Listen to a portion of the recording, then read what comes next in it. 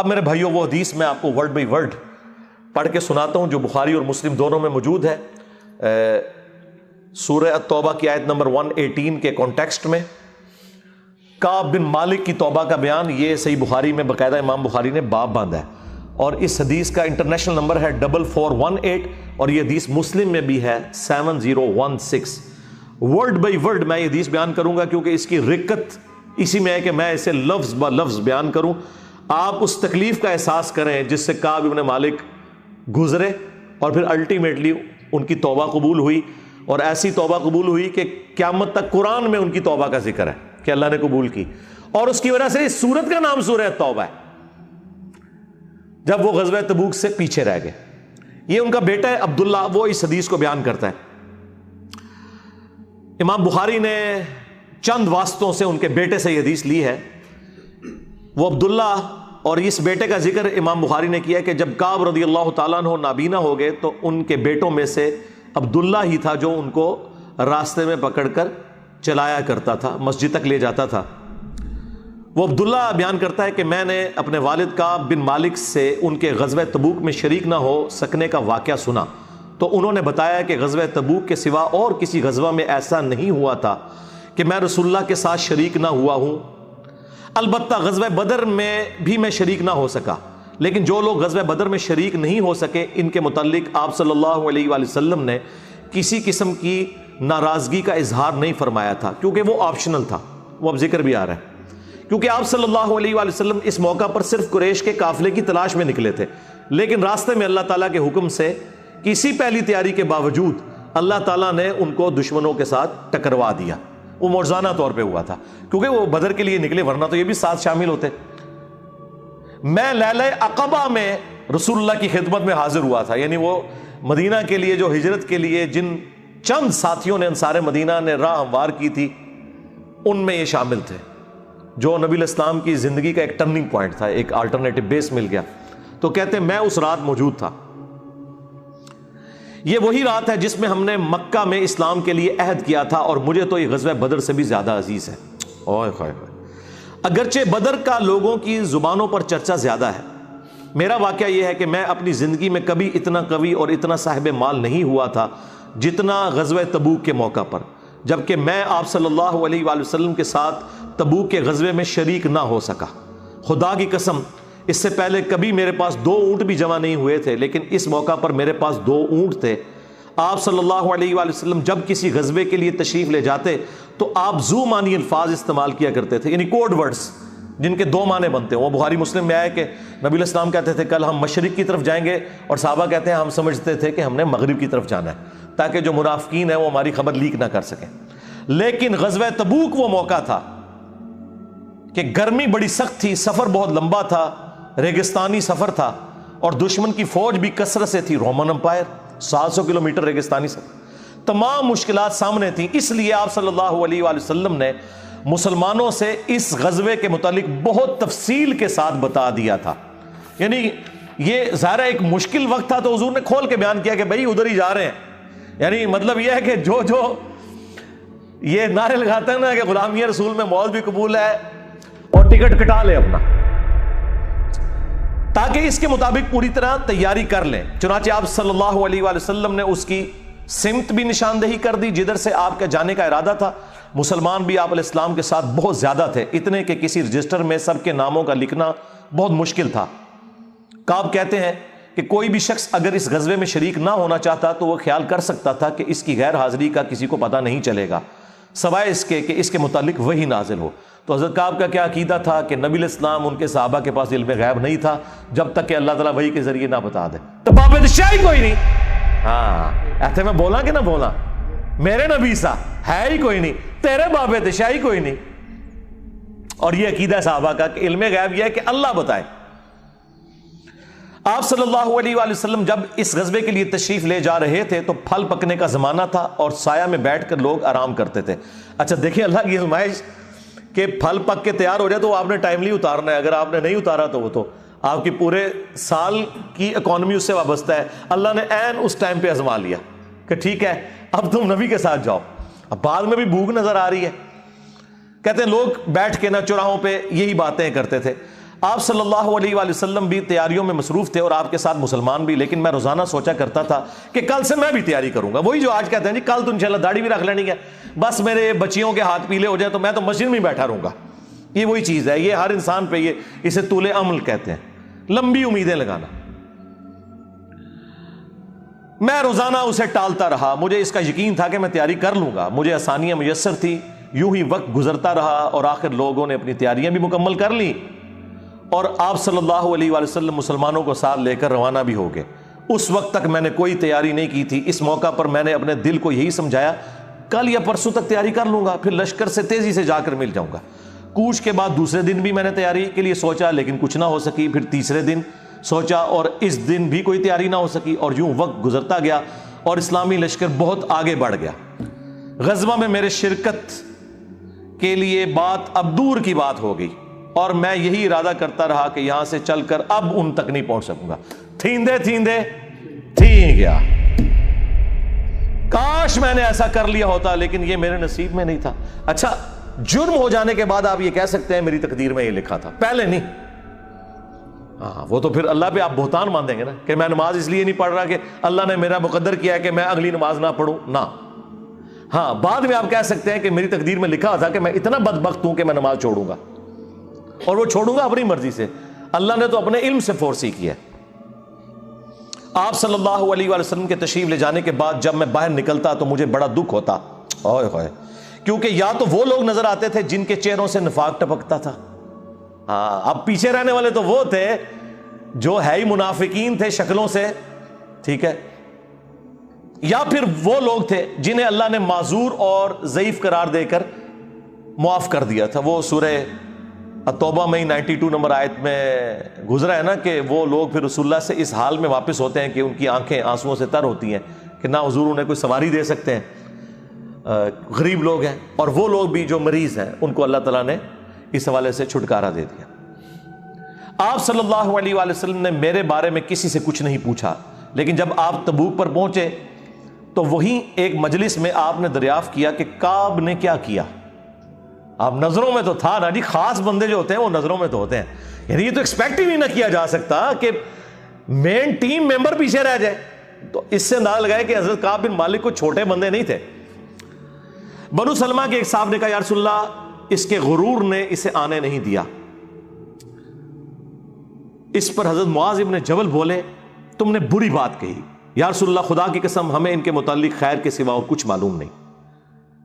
تو نبی علیہ السلام نے اس کے جواب میں کچھ نہیں فرمایا. دیکھیں انہوں نے پوری رپورٹ لی ہے پیچھے سے کہ کیا کچھ ہوتا رہا وہاں. اب حضور نے کوئی ورڈنگ دی، ظاہر ہے نبی علیہ السلام کو بھی غصہ تھا. کعب بن مالک رضی اللہ تعالیٰ نے بیان کیا کہ جب مجھے معلوم ہوا کہ نبی علیہ السلام واپس تشریف لا رہے ہیں تو اب مجھ پر فکر سوار ہونے لگی اور میرا ذہن کوئی ایسا جھوٹا بہانہ تلاش کرنے لگا جس سے میں کل حضرت کی ناراضگی سے بچ سکوں. دیکھیں وہ بھی عام انسان تھے، اتنے اولو العزم صحابہ، لیکن ظاہر نفس تو ہر بندے کے ساتھ لگا ہے. وہ بھی سوچ رہے ہیں کہ یار چلو میں بہانہ کر لوں گا، کوئی مجبوری تھی. اوئے ہوئے ہوئے ہوئے. اپنے گھر کے ہر عقل مند آدمی سے اس کے متعلق میں نے مشورہ بھی کی، لیکن جب مجھے معلوم ہوا کہ نبی علیہ السلام مدینے سے بالکل قریب آ چکے ہیں تو غلط خیالات میرے ذہن سے بالکل نکل گئے اور مجھے یقین ہو گیا کہ اس معاملے میں جھوٹ بول کر اپنے آپ کو کسی طرح محفوظ نہیں کر سکتا. چنانچہ میں نے سچی بات کہنے کا پختہ ارادہ کر لیا. صبح کے وقت حضرت جب تشریف لائے تو آپ صلی اللہ علیہ وآلہ وسلم جب کسی سفر سے واپس آتے تھے تو آپ کی یہ مبارک عادت تھی کہ پہلے مسجد میں تشریف لے جا کر 2 رکعت نوافل پڑھتے، پھر لوگوں کے ساتھ مجلس میں بیٹھتے. جب آپ اس عمل سے فارغ ہو چکے تو آپ کی خدمت میں لوگ آنے لگے جو غزوہ میں شریک نہیں ہوئے تھے اور قسم کھا کھا کر اپنے عذر بیان کرنے لگے. اور ایسے لوگوں کی تعداد 80 کے قریب تھی، یعنی 80 لوگ ایسے تھے جو جھوٹے بہانے لگا رہے تھے. آپ صلی اللہ علیہ وآلہ وسلم نے ان کے ظاہر کو قبول فرما لیا اور ان سے دوبارہ سے عہد بھی لے لیا، ان کے لیے دعائے مغفرت بھی کی. دیکھو جی، آپ لوگ تو کہتے ہیں کوئی بزرگ دعا کر دے، حضور نے بھی دعائے مغفرت کر دی ہے، لیکن اللہ نے کراس پھیر دیا ہے. ہاں یہ ذہن میں رکھیں. آپ نے بہانہ بھی قبول کر لیا، دوبارہ سے بیعت بھی کر لی، چلو تجدید عہد بھی ہو گیا جی. اگر بیعت ٹوٹ گئی تو دوبارہ ہو گئی، اور دعا بھی کر دی اور ان کے باطن کو اللہ کے سپرد کر دیا. کیا بات ہے جی. یہ میرے نبی کا ہی جگر ہے جی، شکلوں سے بھی پہچان لیا ہے، صحابہ اگر پہچان ہے کا باطن کا معاملہ اللہ جانے، اس کے بندے جانے۔ اس کے بعد میں حاضر ہوا، میں نے سلام کیا تو آپ علیہ السلام مسکرائے، آپ کی مسکراہٹ میں ناراضگی تھی۔ آپ نے فرمایا آؤ، میں چند قدم چل کر آپ کے سامنے بیٹھ گیا۔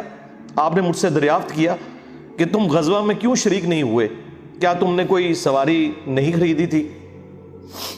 میں نے عرض کیا میرے پاس سواری موجود تھی، اللہ کی قسم اگر میں آپ کے سوا کسی دنیا دار شخص کے سامنے آج بیٹھا ہوتا تو کوئی نہ کوئی بہانہ کر لیتا اور اس کی ناراضگی سے بچ جاتا۔ مجھے خوبصورتی کے ساتھ گفتگو کا سلیقہ بھی معلوم ہے، لیکن اللہ کی قسم مجھے یقین ہے کہ اگر آج میں آپ کے سامنے کوئی جھوٹا بہانہ کر بھی دوں اور آپ راضی بھی ہو جائیں تو بہت جلد اللہ تعالیٰ آپ کو مجھ سے ناراض کر دے گا، کیونکہ میں بظاہر تو بہانہ کروں گا لیکن اللہ تو وحی کے ذریعے آپ کو بتا دے گا یہ جھوٹ بول رہا ہے۔ اس کی بجائے اگر میں آپ سے سچی بات کروں تو یقیناً آپ کو میری طرف سے ناراضگی تو ہوگی، لیکن اللہ سے مجھے امید ہے کہ وہ مجھے معاف کر دے گا۔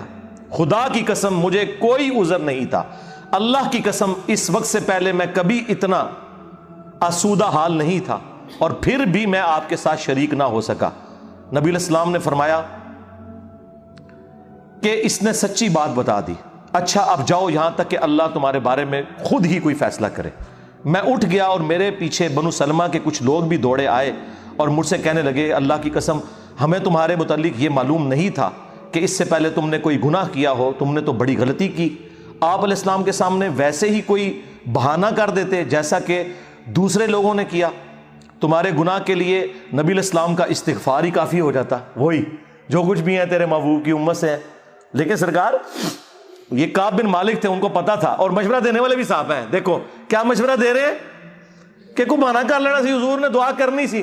مینٹالٹی اس زمانے میں بھی اس طرح ہی تھی، یہ نہ سمجھیں آج کے لوگ ہی کہتے ہیں، اس زمانے میں بھی ڈھیلے مسلمان تو تھے، تو حضور نے تیرے لیے دعا کر دینی تھی، تو نے تو یہ کام۔ اللہ کی قسم ان لوگوں نے مجھے اتنی ملامت کی کہ مجھے خیال آیا کہ واپس جا کر کوئی جھوٹا بہانہ کر ہی آؤں۔ اندازہ کرو ایڈا انہوں نے جناب انہوں نے کیتا کہ چلو ٹھیک ہے میں ان جا کے بہانہ کر لوں۔ پھر میں نے ان سے پوچھا کیا میرے علاوہ کسی اور نے بھی کوئی ایسا عذر بیان کیا ہے؟ تو انہوں نے بتایا کہ ہاں 2 حضرات اور ہیں جنہوں نے معذرت کی جس طرح تم نے کی، اور انہیں بھی وہی جواب ملا جو تمہیں ملا۔ میں نے پوچھا وہ کون ہے؟ تو انہوں نے بتایا کہ مرارہ بن ربیع اور ہلال بن امیہ رضی اللہ عنہما۔ ان 2 ایسے صحابہ کا نام انہوں نے لے دیا جو صالح تھے اور اصحاب بدر بھی تھے، ان کا طرز عمل میرے لیے نمونہ بنے۔ انہوں نے کہا اگر یہ 2 بدری صحابی بھی ان کے ساتھ بھی یہی کچھ ہوا ہے نا تو میں اچھے لوگوں کی فہرست میں اب شامل ہو جاؤں، میں اب پکا رہوں۔ ان کا طرز عمل میرے لیے نمونہ بن گیا۔ چنانچہ انہوں نے جب ان بزرگوں کا نام لیا تو میں اپنے گھر چلا آیا۔ آپ علیہ السلام نے لوگوں کو ہم سے بات چیت کرنے سے ممانعت کر دی۔ لو جی سوشل بائیکاٹ ہو گیا۔ اللہ اکبر۔ بہت سے لوگ جو غزوے میں شریک نہیں ہوئے تھے ان میں سے صرف ہم 3 تھے، لوگ ہم سے الگ رہنے لگے اور سب لوگ بدل گئے۔ ایسا نظر آتا تھا کہ ہم سے ساری دنیا بدل گئی ہے، ہمارا اس سے کوئی واسطہ ہی نہیں۔ 50 دن تک ہم اسی حال میں رہے۔ میرے 2 ساتھیوں نے تو اپنے گھروں سے نکلنا ہی چھوڑ دیا، ہر وقت روتے رہتے تھے، لیکن میرے اندر ہمت تھی، میں باہر نکلتا تھا، مسلمانوں کے ساتھ نماز میں بھی شریک ہوتا تھا اور بازاروں میں بھی گھومتا تھا، لیکن کوئی شخص مجھ سے بولتا نہیں تھا۔ میں نبی علیہ السلام کی خدمت میں بھی حاضر ہوتا، آپ کو سلام بھی کرتا۔ جب آپ نماز کے بعد مجلس میں بیٹھتے تو میں اس کی جستجو میں لگا رہتا کہ دیکھوں سلام کا جواب دیتے ہیں یا نہیں، اور میری نظر حضور کے ہونٹوں کی طرف ہوتی کہ جواب میں ہلے یا نہیں۔ کنکھیوں سے دیکھتے رہتے آپ حضور جواب بھی نہیں دے رہے۔ پھر میں کوشش کرتا کہ آپ کے قریب ہی نماز پڑھوں، اور میں آپ کو کنکھیوں سے دیکھتا رہتا ایسے کر کے۔ جب میں اپنی نماز میں مشغول ہو جاتا تو رسول اللہ میری طرف دیکھتے، لیکن جو ہی میں آپ کی طرف دیکھتا تو آپ رخ انور پھیر لیتے۔ ظاہر ہے حضور کو بھی تو محبت تھی اپنے صحاب کے ساتھ، حضور دیکھتے تھے، وہ جب یعنی اپنی ناراضگی کا اظہار وہ اگر نماز میں بھی حضور کی طرف دیکھ رہے تو حضور چہرہ انور پھیر لیتے۔ تو میں ایک دن ابو قتادہ کے باغ کی دیوار پر چڑھ گیا، وہ میرے چچا زاد بھائی تھے اور مجھے ان سے بہت گہرا تعلق تھا۔ میں نے انہیں سلام کیا، لیکن اللہ کی قسم انہوں نے بھی میرے سلام کا جواب نہیں دیا۔ میں نے کہا ابو قتادہ تمہیں اللہ کی قسم کیا تم نہیں جانتے کہ اللہ اور اس کا رسول سے مجھے کتنی محبت ہے؟ انہوں نے کوئی جواب نہیں دیا. میں نے دوبارہ ان سے یہی سوال کیا, اللہ کی قسم دے کر پوچھا, لیکن وہ پھر بھی خاموش رہے. میں نے پھر اللہ کا واسطہ دے کر ان سے سوال کیا. اس مرتبہ انہوں نے صرف اتنا کہا, اللہ اور اس کا رسول زیادہ بہتر جانتے ہیں. دیکھیں جی اس بات کا جواب, انہوں نے کہا بھائی اللہ کے نبی نے منع کیا ہے, اب بائی کاٹ ہے تیرا. اللہ اکبر. اس پر میرے آنسو پھوٹ پڑے. میں واپس چلا آیا اور دیوار پر چڑھ کر نیچے باہر اترا. پھر وہ بیان کرتے ہیں کہ ایک دن مدینہ کے بازار میں جا رہا تھا کہ شام کا ایک کاشتکار جو کہ غلہ بیچنے مدینہ آیا تھا پوچھ رہا تھا کعب بن مالک کہاں رہتے ہیں. لوگوں نے میری طرف اشارہ کیا, وہ میرے پاس آیا اور غسان جو بادشاہ تھا رومن امپائر کا, اس کا ایک خط مجھے دیا. وہ جو اس کا ایک سمجھ لیں چھوٹی چھوٹی جو امپائر کے اندر بنی ہوئی تھی ان میں سے ایک کا وہ گورنر تھا. اس خط میں لکھا تھا کہ مجھے معلوم ہوا ہے کہ تمہارے صاحب یعنی رسول اللہ صلی اللہ علیہ وآلہ وسلم نے تمہارے ساتھ زیادتی کی ہے, نعوذ باللہ. اللہ نے تمہیں کوئی ذلیل ہونے کے لیے پیدا تو نہیں کیا کہ تمہارا حق ضائع کیا جائے. تم ہمارے پاس آ جاؤ, ہم تمہارے ساتھ بہتر سلوک کریں گے. یعنی دشمن کی فوج کے ہیڈ کی طرف سے خط آیا. جب میں نے یہ خط پڑھا تو میں نے کہا کہ ایک اور امتحان آ گیا. اچھا جی سرکار ایک خط کسی اور کو لایا کہ جی اے دیکھ لو یا رسول اللہ منو تے بڑی آفر جے. یہاں لوگ دنیا دار لوگ ہی کرتے ہیں نا جی مجھے فلاں جگہ سے آفر ہو رہی ہے, لیکن جو اہل ایمان ہے وہ تو کہتے ہیں کہ یار میں اس لیول پہ گر گیا ہوں کہ اب کافر بھی مجھے بلا رہے ہیں. انہوں نے یہ رزلٹ نکالا چونکہ مومن تھے نا.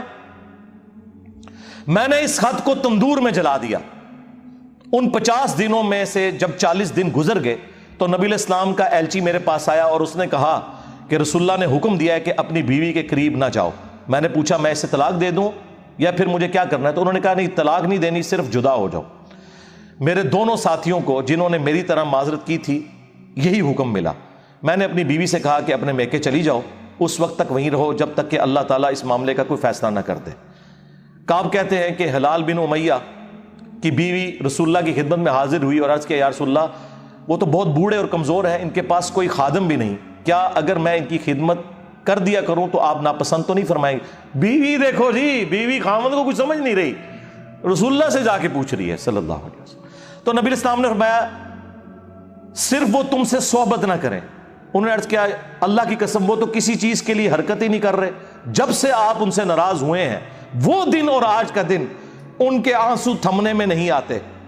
میرے گھر کے بعض لوگوں نے کہا کہ جس طرح ہلال بن امیہ کی بیوی نے ان کے لیے اجازت لے لی تو آپ بھی جا کے اجازت لے لیں.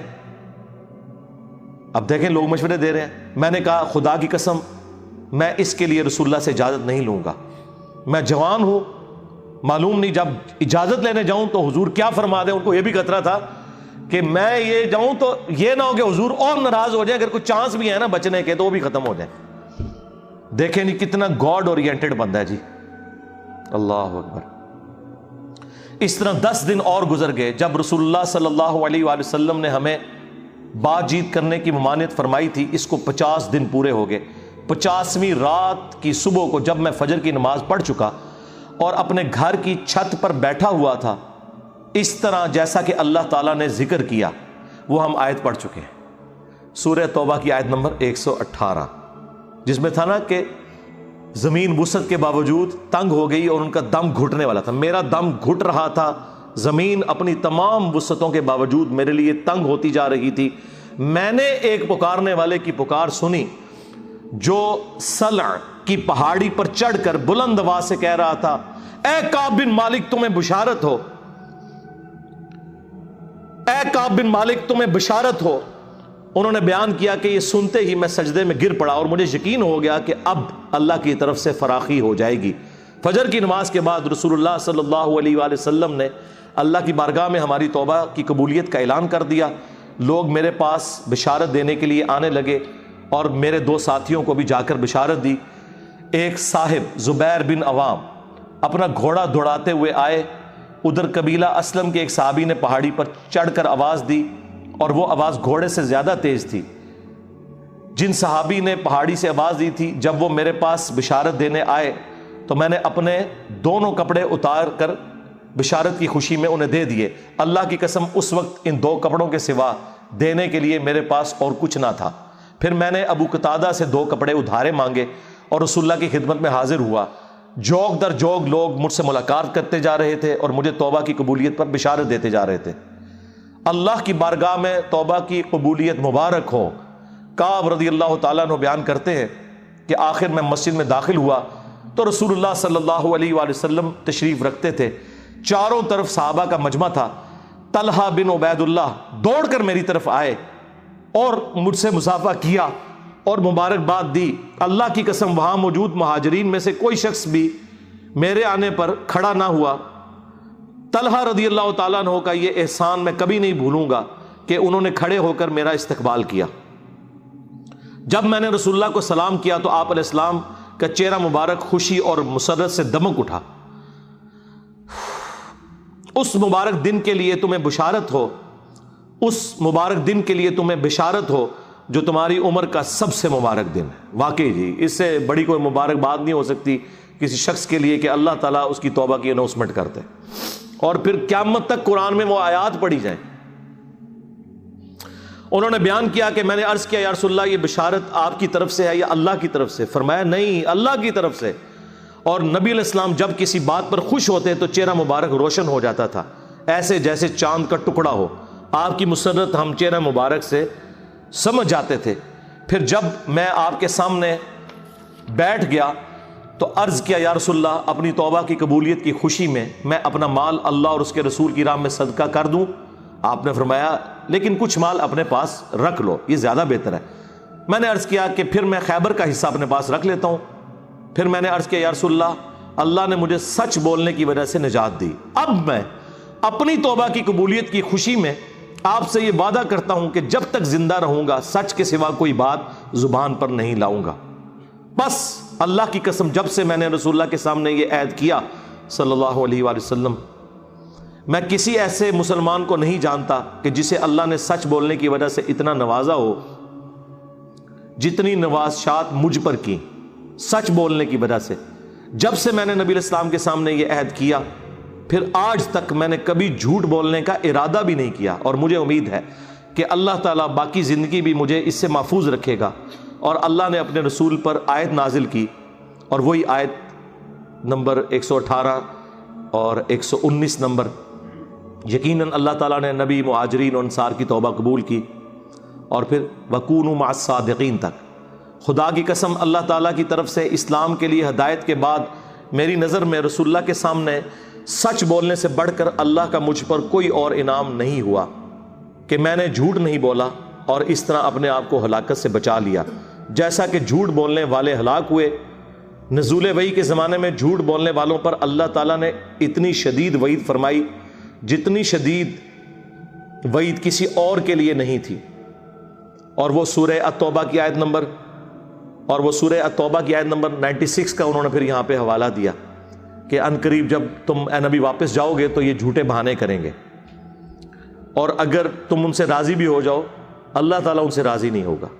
کعب کہتے ہیں کہ چنانچہ ہم 3 ان لوگوں کے معاملے سے جدا رہے جنہوں نے رسول اللہ کے سامنے جھوٹی قسمیں کھائی تھیں اور آپ نے ان کی بات مان بھی لی تھی اور ان سے بیعت بھی لے لی اور ان کے لیے دعائے مغفرت بھی کی۔